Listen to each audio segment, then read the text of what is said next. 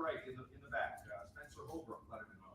Right, you're like 5-6 practices in, but have you seen what you need to see from your right tackle job to feel confident that that's going to progress the way you Right tackle. We've been moving some guys around to figure out what the right mixture and combination is going to be. So when you say right tackle, yeah, I mean, I like the progression that we're making. I think that when you look at Josh Fryer, when you look at Tegra, when you look at Jimmy Simmons, and when you look at Luke Montgomery, all four of those guys are competing at a high level. Zen's also in there. George is getting better, but those four guys are competing, and we're trying to figure out what is the best mixture of right and left. And Justin and Mike and all the guys in there are working hard to figure that part of it out. But I'm encouraged. I'm excited. I think we have a chance to be good at that position. You have Josh Fryer there for basically the entire spring at left tackle. Yep. And now you start to move that around. Is there any caution in doing that, knowing that you might mess something up unintentionally? I mean, we always have to figure what the best five is and then where their best position will be. We've had guys that have swung before, you guys know that. And some guys it's easier than others. Josh has been able to kind of move back and forth pretty good, which really helps his value. Other guys, it's a little bit harder. But for the most part, all four of these guys are pretty athletic, and they're not really, too right-handed or left-handed, so they can handle it a little bit better. But we want to get settled here, by midweek here, end of this week, so that guys can kind of settle into those positions. But if we don't make those decisions now, it's going to be harder to make them in 2 weeks down the road. So those are the hard decisions that we've been talking through and we're evaluating, like literally as we speak. Fourth row middle, Pat Murphy, 24/7 Sports. Right, we talked the safeties yesterday, and when we were out there first day of practice, we saw that group of Sonny, Jihad, and Lathan. Coach Knowles seems like that group. Coach Eliano didn't want to, put anything in concrete, but what have you seen from that group that you like, and kind of the rest of the safety group? How is that shaped? Yeah, today was the first day in pads for us, so this week is a huge evaluation because now it's football. Before it was just helmets and shoulder pads, and you're installing, and now you're starting to learn about the whole thing. I think the good thing is we have some good depth, so there's some really good competitions going on. I don't think anybody's won a position yet, but also we have some competitions within personnel groupings. So we have bigger groups and base, and then we also have nickel and dime and some different groupings. So you're seeing some guys have some opportunities to prove what they can do, and the more they can do, the more they can stay on the field. If you're limited in coverage or you're limited in the run fits, then you have to be taken out in certain personnel groupings. So we have some nickels that are competing. Cam Martinez is really, I thought he had a really good day today, probably his best day that I noticed. I'll have to see the film, but I thought that was really good. I think Sonny's had a great start. You can just see what he's doing. He's able to do a lot of stuff. Cody Simon has had a good first few days, and then Jordan Hancock as well. So there's a lot of guys that are kind of rotating through in that position, and we'll kind of see how it all shakes. Third row right, Tony Gervin, Buckeye Hall. About Sonny, from the perspective of quarterback, play caller, coordinator, what would a guy like that, how he affects your thinking of each side? Well, it depends on where he is. When he's playing the bandit, that's a little bit of a different deal. When he moves over to, play the adjuster, that's different. If he moves over to the Sam, that's different. So the good news is he can move around. We can put him in different spots. And like you said, that's a little bit harder for the offense just because, a lot of teams would say, well, that guy is, a certain position and you know exactly where he's going to be. Sonny can move around and he can do a lot of different things. And anytime you can do that, just like on offense, it brings versatility. Like, for example, Xavier Johnson, is he a receiver? Is he a running back? You can see down the stretch how that played out. Well, it's the same thing on defense. The more things you can do, then the harder it is for the other side of the ball to identify what groupings in the game. How do you balance what you can do with what you can't play? That the art of coaching right there, exactly.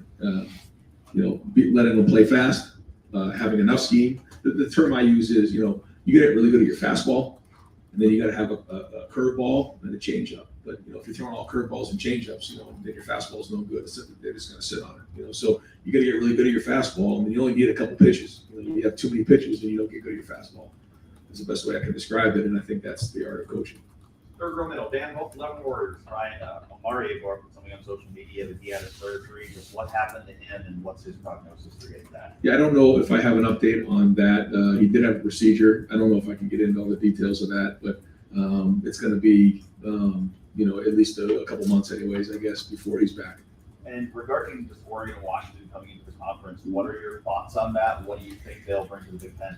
I honestly, it's like there's just so many things that are like higher on the priority list for me right now. Honestly, kind of defer to Gene on those things, and I'll continue to do that and have conversations. But I think right now, like again, I can't get my mind off inside drill and kind of what went on in red zone today and that kind of stuff. Gene's been such a great leader for me, and certainly this first few years, kind of taking a lot of that stuff off my plate. Let's just focus on the team, and that's kind of where my mind's at right now. All right, Austin Ward, Rivals, the podcast, 97.1. Glenn, I don't, Marv's probably maybe fourth or fifth down there on the depth chart. That's the way you see it. You want to play maybe less guys, or you're down rotation a bit. When you evaluate that throughput on the edge that you have right now, how do you feel? Yeah, I feel okay because I feel like you got JT, Jack, Kenyatta, and then you're seeing Caden, Mitchell, really, having a good camp. You can see it. You guys have an opportunity to see a couple more practices, but I think you just see the way that those guys are moving in their pads. You can see the way that they're running. You can see, early on in the season, I think you'll see some good production out of them. And we have some young guys coming up and trying to be creative about some other backup plans. But if we can stay healthy in those positions and continue to grow, then we'll have what we need. You referenced trying to decide what you want to do with the tackles, what you want to do that relatively quickly. Can you describe this next phase? Or is it scrimmage Saturday? Yeah. And then you can still certainly change things throughout the month. But you wanting to have a lot of decisions made coming out of Saturday. Some for sure. Yeah. And I think there'll be some direction at the very least. Guys start to pull away, and then but those competitions continue even into the season. But this week is a defining week for us for sure. And I think coming out of the weekend, we'll have more of an idea of where we're at. Second row right, Nathan Baird, Cleveland.com. Let's play quarterback. You talked about how this progression is typically working to get pass. And I'm just curious, now that you're in pass, what are the things that start to sort of crystallize typically in that regard? These things feel not, and where is that process? For the quarterbacks? Yeah. Well, the hardest thing about playing the game of football is you don't really get a feel for what you have until you play the game. I know that sounds silly, but basketball, you can go shoot around and play against each other in the park, or you can go to the batting cages, you can do those things. But in football, how do you really simulate a game? And for a quarterback, how do you simulate the pass rush? It's impossible to do. Having 300-pound guys going against each other, like four of them going on at once right in front of you, and then trying to process what's going on with the coverages and the protections and what's it down in distance in the situation. And the ball can just be a little bit off. The ball gets tipped up in the air for an interception, or it's completed right here for a first down. When do you decide to throw it or pull it down? When, all these different things, the decision-making processes. And so you just feel that when you have teamwork. 7-on-7, routes on air, okay, you get to see if they have the ability to get it done. But now, as you're starting to see some of the situational things, like today, we worked on short yardage, we worked on red zone. We had a couple different things yesterday, third down, third long. You're starting to see some of these situations, and you're starting to see some of this stuff start to crystallize. Like you said, can they do these things? And what does it look like? And, if you take a small sample size, it's harder. When you get these bigger sample sizes, as we start to put more and more practices behind us, then, you can start to see what the progression is or the areas that they need to improve. Right next door, Doug Maurice, the podcast. So just to clarify, Josh Fryer is working at right tackle some. Those guys they're moving around right now on both sides. So. So if Josh had been at left tackle most of spring, would the reason to have him work at some at right tackle be because maybe Luke Montgomery is ready to be the left tackle, and Luke and Josh maybe could be your two starters? Those are all the conversations that we're having now. I can tell you that we're very excited about Jimmy Simmons. And I didn't know until no, he likes to be called Jimmy. I know that's what I just said. So we'll call him Jimmy until I'm told otherwise. Because I was calling him Josh, he said no, he likes to be called Jimmy. It's okay, Jimmy. He's off to a great start, and I think Luke Montgomery has a really bright future ahead of him. So again, these are all exciting things. Ted Grid does a lot of good things. Josh Fryer's done good things. So I can't tell you that like one's in front of the other. What we're trying to do is project out how this all shakes out down the road and what's best in the long term. And I think by this time next week, I'll have real good answers for you. Right now, this is all stuff that we're yelling at each other about in the meeting rooms. You just lost two of the best tackles in the country. What you're saying here is you got to find two tackles, guys who can play tackle right now, but also maybe so you don't have to go through this again a year from now. You are thinking a little long term where guys fit best now and later. And September, October, November, December. This is a long time down the road, and the further you go down the road, one path, it's harder to return back. And we just want to make sure that we're doing the right thing here. And doesn't mean that we have the answer right now or that we are going to make a long-term change, but having a couple practices, moving them over to see how they react isn't a bad thing to do. Frank, Dylan Bennett, Columbus Dispatch. Key question.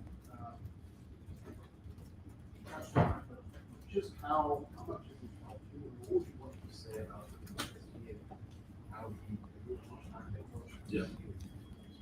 Well, the fact that he played football, he has a feel for the game. He understands the game. He has tremendous EQ. Just understands, people. And I just think about, 36 sports and over 1,000 athletes that he manages and all the coaches. And there's just so much going on here at Ohio State. There's so much that comes at him politically. Just there's a lot going on, and the way that he's handled it with grace is remarkable. And just weekly things that he and I would talk about, or he'd come on a Friday morning, we'd talk about that game, and he'd just give you just different bits of advice, whether it's how to manage people or what's coming down the road, just how to handle being the head coach of Ohio State, because it's unique in and of itself. What to stay focused on, what not to listen to, what to really focus your efforts on, and so because of all of that, it's allowed me great clarity. It's also allowed me great confidence to do my job. That along the way, just that he believed in our values and how we do things here, and has allowed us an opportunity to hire one of the best staffs in America. So, but I just see the interaction he has. What he's put in place here, Circle of Care, Leadership Institute. I could go on and on. But ultimately, when you leave someplace, you want to be able to talk about the impact you've made on people. And there'll be a lot of people that talk about that for sure, and I'll be one of them. One question about the scrimmage. Like I like Fire. Yeah. Really haven't played much security. How's he coming along now? What is his back like that? Well, it's funny you say that, because I just getting off the field here. Some guys flashed. I thought he flashed today. I thought he had a nice practice. So that was exciting to see him back. With the pads on, we were not tackling to the ground today. We had tackling drill. We didn't tackle guys to the ground. We will on Saturday. So that'll be great. But it was a physical practice. And he showed up. I thought he was moving good. I think he's getting his confidence back, coming back from the injury. As you know, he's a threat out of the backfield, running routes, but he's also, learning to really run the ball inside the tackles as well. So good to have that weapon. Right next door, Joey Kaufman, Columbus Dispatch. Any better sense on how you want to handle play calling? No, nothing there yet.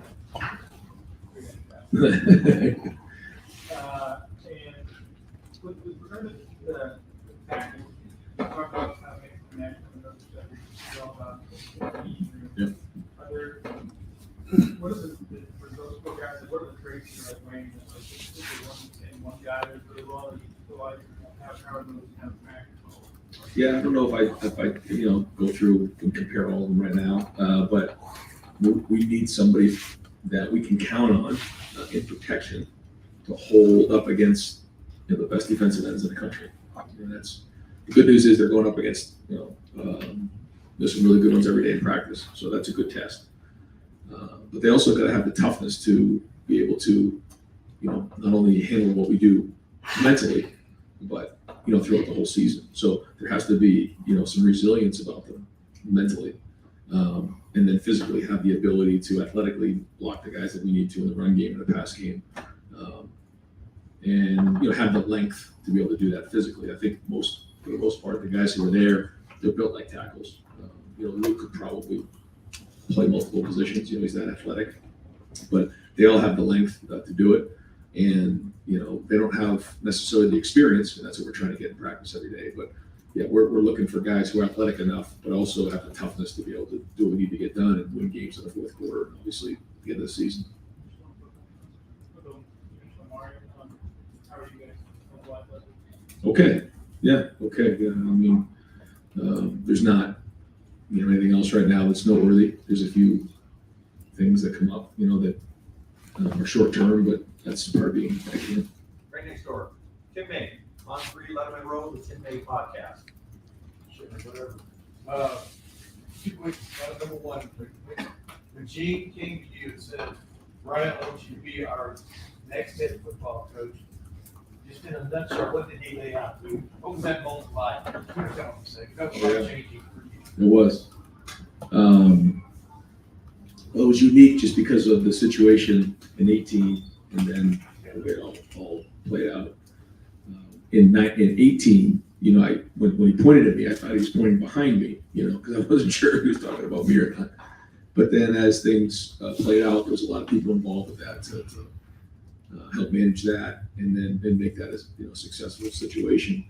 And then we had conversations leading up to that, at the end of that season, certainly with Urban and everything else. So, but I think for me, it was that he believed in me as a person, and that was a big decision. And again, that's why I'm so grateful for it. But he obviously saw something, and that instilled confidence in me to do my job. I didn't think, pretty interesting listening to you today, going through these defensive guys you're seeing rising and coming around. And, you understand what I'm saying? I mean, are you liking this head coaching aspect of things instead of being a glorified offensive coordinator to a certain extent? I mean, what are you getting most? What have you got most out of it, even this past week? I would say I probably have gone back to some of my old ways this past week, quite honestly. But I think, as we were just talking here, think about that season, and Greg Madison stopped by today, so we were talking and had a great conversation with him, and just he gave some great feedback. But going into that season, I forget what it was, but I don't know how many guys on that defense had actually started in a college football game. And then you compare that to what we have coming back this season. So much more experience. And you just see it. You see it with the confidence. You see it the way that the guys are coaching on that side of the ball. But it has been great in the off season. It has been great in the spring and certainly in the preseason to be around it. But I'd say the last probably week or so I've been focused on the offense. Are you backsliding because you have to, or are you backsliding because it's natural to backslide? Natural to backslide, probably. Yeah. Third row right, Cameron T. Robinson, The Athletic. Ryan, you just talked about Jordan and about how much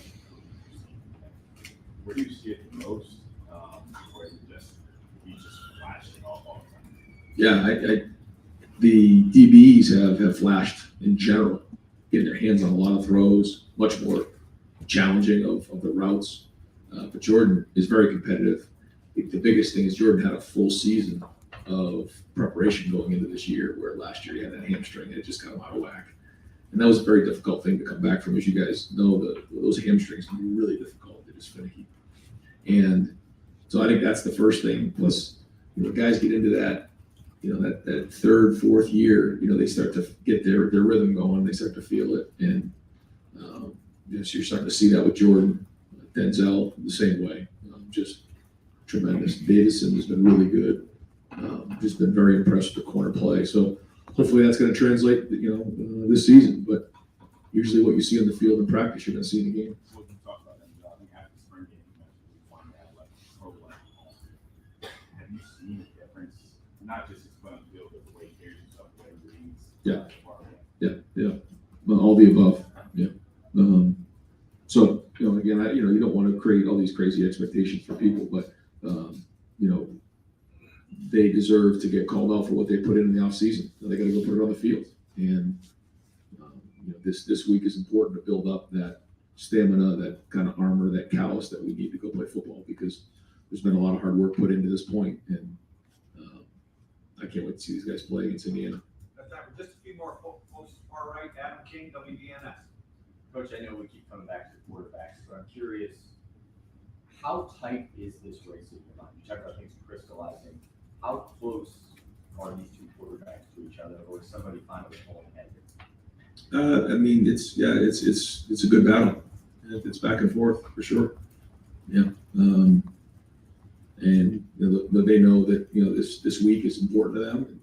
The scrimmage on Saturday will be important, and they're constantly putting up numbers on a daily basis, and so we'll compare the statistics. But there's also the eyeball test, and no, they're both competing at a high level, and then the other guy's doing a good job too. Tristan and Lincoln are both trying to get better every day. So it's back and forth. How much have you seen your coaching be a little different this offseason? Kind of going back to CJ, losing the battle, not having one guy that you can focus in on. Yeah, that's probably that's a good question. It hasn't really changed the coaching; it's just a different dynamic.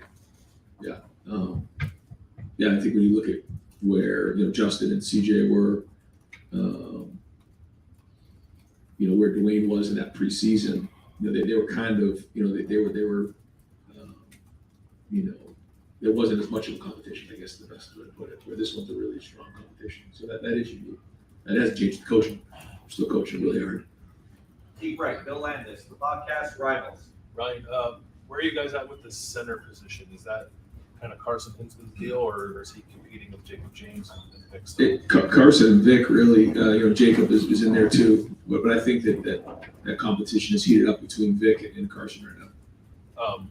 What have you made of Carson's progress, I guess, from handling a lot of first team stuff in the spring to where he's right now? Good. Yeah, I think it's been good. The more reps he gets, the better. He's going to have to continually get better every day.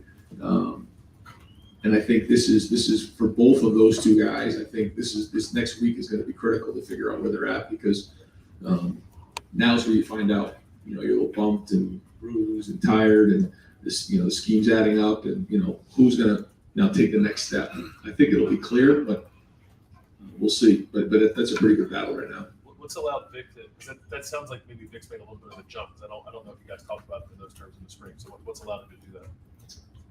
I think a full off season in our program. I think he's changed his body. I think he understands what we're trying to do now, and the resources that we have here. So he's a different looking body than he was in the spring. Deep left, Justin Holbrook, WCMH. Gene still has about a year left here. What do you hope to still learn from him before he's on his way out the door? He's still a resource in the backyard for you to have your conversations. Yeah. Just as there's a lot of things that are going to be changing. We have a new president, and we'll have to transition with a new AD, and so there'll be some change. Although, like I mentioned to Gene when he told me about it, it's kind of par for the course. I feel like since since I started in 19, every year there's usually something that goes on, and so we'll just manage it the best we can. And I think his legacy speaks for itself, but I know that he wants this to go really smooth, and I know he wants to make sure the transition's really smooth. What have you learned from your relationship with him that you'll use or try to use for the next AD when they take over?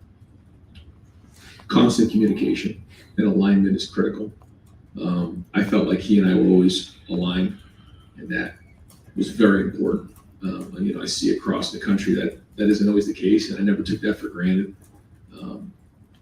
And being the AD at Ohio State isn't easy. Being the head coach, the head football coach at Ohio State isn't always easy. There's a lot of stuff that comes at us, but we stuck together on times, and there was most of the time we agreed on things. But there was a couple of times we disagreed on something, but had great conversation and worked through it, challenged each other, but just had a great relationship, not only working relationship, but also just as friends. Sheila and Nina. So, I'm hoping that we can, with the new AD, build the same relationship. Second row left, Steve Hellway, 24/7 Sports. Yeah, Coach, regarding the quarterbacks, you talked about the function of the guys around them. This spring, the guys around them kind of struggled at times, given the protection that they want. Are the guys around them giving them the support they need so that you can see what you need to see out of the quarterback? Yeah. For the most part? Yeah, we're seeing a big step forward in that area. Other question I got, how involved do you want to be in the selection of both the new president and the new athletic director, if at all? I mean, you gotta have somebody that you feel comfortable with, I would think. Yeah, I mean, that decision won't be made by me. But, we have great people here, and then, they'll do what's best for Ohio State. And I know Gene certainly, will have his hand. I'm sure they'll ask his input on things. And, I trust that they're going to make a great decision. We have great people on the board to make decisions like that. I got to coach the football team. Any final questions? Second row middle, Stephen Means, Cleveland.com. Jordan, even last year, felt like the way you guys talked about him, something was clearly missing from that secondary when he was gone. Yeah. What does he bring to that secondary, and what was missing last year in the back? There's a competitiveness to it. There's also a depth part to it. But when you add Jordan to the mix, when you add Davidson to the mix, you add Lorenzo to the mix, when you add some of these guys to the mix, now it's very, very competitive. Not only because you have competitive personalities in the room, but you also have more mature guys in the room, and you have depth where there's competition for the positions. So all of that mix is made for a lot of improvement and a great environment. By this time next week, you hope to have a starting quarterback name. Right? I mean, you have in your head. This time next week, what was it, Wednesday? Yeah.